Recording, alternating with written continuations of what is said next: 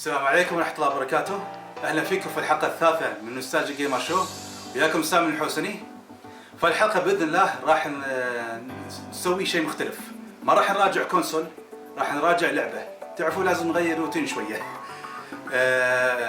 هذا مش معناته أن ما راح نراجع كونسولات، راح نراجعها بس في الحلقات المستقبلية إن شاء الله. بإذن الله كبداية راح نبدأ في اللعبة اللي هي ورا راسي مباشرة. سوبر ماريو بروس على NES. اتوقع كل جيمر يعرف هاللعبه، مستحيل ما في جيمر ما يعرفها او حتى ما لعبها. فراح نبدا على بركه الله.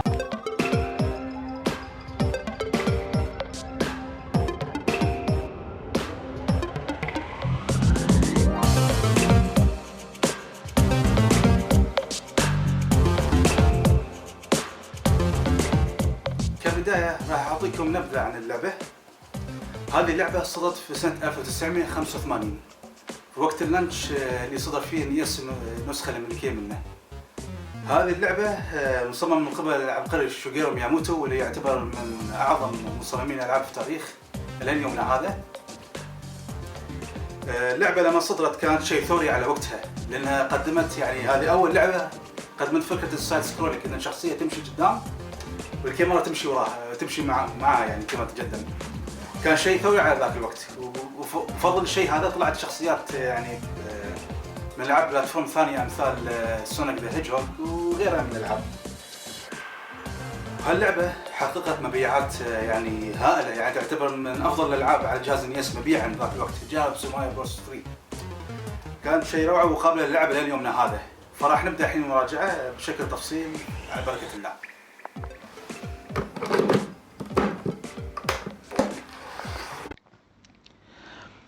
بسم الله الرحمن الرحيم. هذه شاشة مقدمة نوستالجية.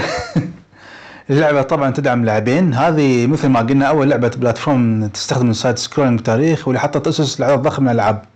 على كل حال نبدأ. أنت تتحكم بشخصية ماريو، واللاعب الثاني بلويجي، ودورهم باللعبة إنقاذ الأميرة من باوزر أو كوبا بالنسخة اليابانية. التحكم باللعبة سهل جدا. زر A للقفز وزر B للجري، وراح تحتاج وايد عشان تنط فوق الحفر الكبيرة. وعشان تتقدم باللعبة كلها عليك بس انك تمشي سيدة وتتجاوز العقبات والافخاخ وتهزم الاعداء اللي يخربون عليك عشان توصل لنهاية المرحلة وتصعد العمود العلم وترتاح في القلعة قبل ما تبدأ المرحلة القادمة. يستحسن انك تصعد على عمود العلم عشان تحصل نقاط اكبر. بالنسبة للاعداء في 3 طرق لهزيمتهم. اولا عن طريق القفز على رؤوسهم، والثاني انك تضرب البلوكات اللي هم واقفين عليها من تحت مباشرة، واخيرا عن طريق الفاير فلاور، وراح اتكلم عنها بعد شوي. في البداية انت راح تكون ماريو الصغير، ومن القدرات اللي يحصلها ماريو باللعبة هو المشروم اللي يخليه يكبر. ومن مزايا ماريو الكبير انه يقدر يكسر البلوكات اللي في الهواء بسهولة، وهالشيء ما يقدر يسويه ماريو لما يكون صغير. لكن يقدر طبعا ما يقدر طبعا يدخل الممرات الضيقة. ومن القدرات الأخرى هي الوردة النارية. هذه الوردة تعطي قدرة حق ماريو إنه يطلق كرات من نار، وراح تلاحظون يوم يشيلها تتغير لون ملابسه.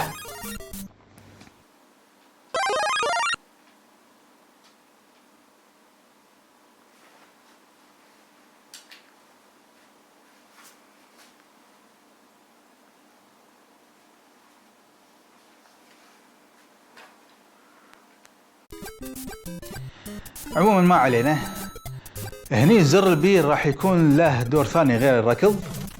تقدر تطلق الكرات النارية مرتين بس ورا بعض، وتتخلص عن طريقها من معظم الأعداء باللعبة. لكن حط في بالك إن في أعداء ما يتأثرون بالكرات النارية، وراح تستخدم طريقة ثانية في هزيمتهم. اللعبة ما فيها لايف بار مثل باقي الألعاب على فكرة. لمسة أو ضربة واحدة من العدو راح تموت على طول. وإذا كنت ماريو الكبير أو فاير ماريو وتعرضت للضرر من الأعداء، راح ترجع لماريو صغير مرة ثانية، مما يعني ماريو يتحمل ضربتين إذا حسبنا ماريو الكبير والفاير ماريو. الحين راح نتكلم عن الأشياء اللي حصلها ماريو أثناء مغامرته. أول شيء النقود الذهبية اللي كل ما جمعت 100 منها راح تعطيك حياة إضافية. وفي أشياء سرية تحصلها في البلوكات غير النقود الذهبية والمشروم والوردة النارية. في بعضهم يطلعون لك مشوم يعطيك حياة إضافية، وفي منهم يعطيك نجمة يوم تاخذها تكون انفيسبل أو خارق لفترة قصيرة من الوقت وما حد يقدر يوقف في طريقك. وفي بعضهم يطلع لك شيرة توديك لفوق السماء. بعض الشيار يودونك لبونس ستيج وتجمع منهم النقود الذهبية، وفي بعضهم يوديك لأنابيب توديك للمراحل الأخرى. بالنسبة للبونس ستيج معظمهم راح تلاقيهم في بعض الأنابيب لما تتقدم بالمرحلة، وتقدر تدخل فيهم عن طريق الضغط لتحت. حط في بالك انك ما تقدر تدخل في كل انبوب، واهم من هذا كله لازم تحذر من النباتات اللي تطلع من الانابيب، وانت ما تقدر تشتلهم الا عن طريق الوردة النارية او عن طريق النجمة. انت لازم تترياها لما تدخل الانبوب، واذا وقفت اعلى الانبوب هي ما راح تطلع عليه ما تتحرك من مكانك، فلا تخاف من انها تطلع من تحتك. راح نتكلم الحين عن المراحل والعوالم. اللعبة فيها 8 عوالم، وكل عالم فيه 4 مناطق او مراحل بمعنى اصح. اللعبة ما فيها تنويع كبير في شكل المراحل او منظرها، بس نقدر نعذرها لان ما في ذاك الوقت لعبة بلاتفورم مقدمات مراحل منوعة في المظهر. في مراحل تكون في المكان الاعتيادي في العراء، وفي منهم على مرتفعات على مشرومز ضخام، وفي منهم تحت الارض، وفي منهم في العراء وقت المساء، وفي منهم على جسر طويل، وفي منهم في الثلج، وفي منهم تحت الماء، وفي منهم داخل القصر. مراحل الماء هم أكثر مراحل مزعجة بصراحة باللعبة، لأنك ما تقدر تنط على رؤوس الأعداء أولا، وخصوصا قناديل البحر المزعجة لازم تتفاداهم قد ما تقدر. راح تحتاج الوردة النارية بمراحل الماء لأن الطريقة الوحيدة عشان تشتلهم فيها. فيما يتعلق بمراحل القصر هم دائما يكونون في المنطقة الرابعة أو المرحلة الرابعة من كل عالم، وكل قصر فيهم يختلف عن الثاني في الليفل ديزاين.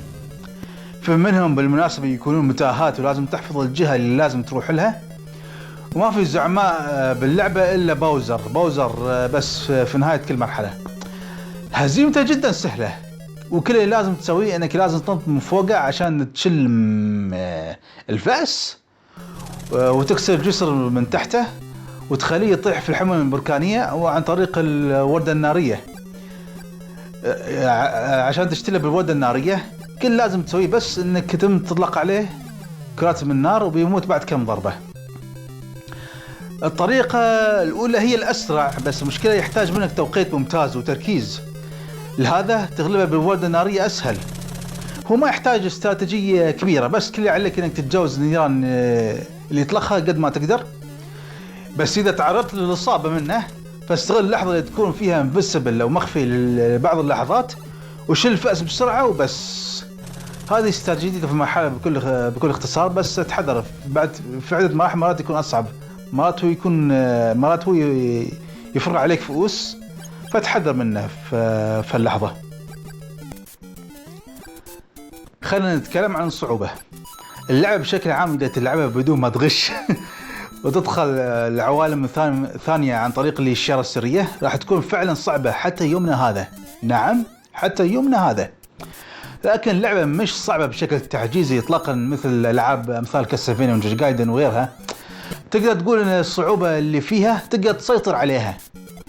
مشكلة الناس مع اللعبة في ذاك الوقت انك اذا انت خسرت كل الحيوات او اللايفز اللي عندك وانتهت اللعبة راح تلعبها من اول، لكن في كود حق المتابعة او كونتينيو في العالم اللي خسرت فيه ومو بوايدين كانوا يعرفونه.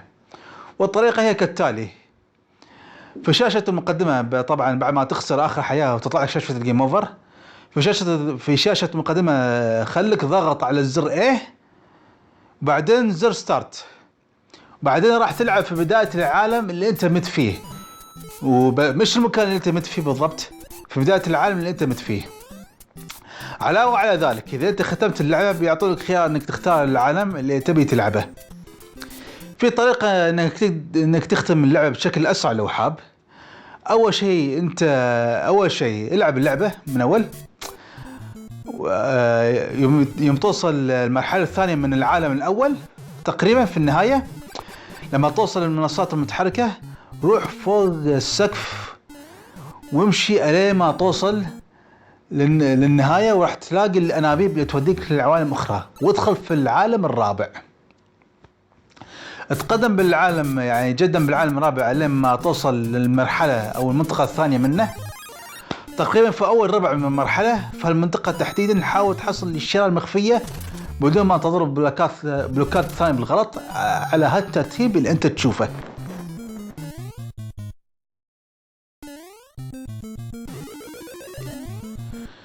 اوكي، مثل ما شفت هذا هو ترتيب. بعدها اصعد للشارع فوق السماء، راح تحصل الانابيب اللي توديك للعوالم الاخرى. وطبعا اختار هني العالم الثامن.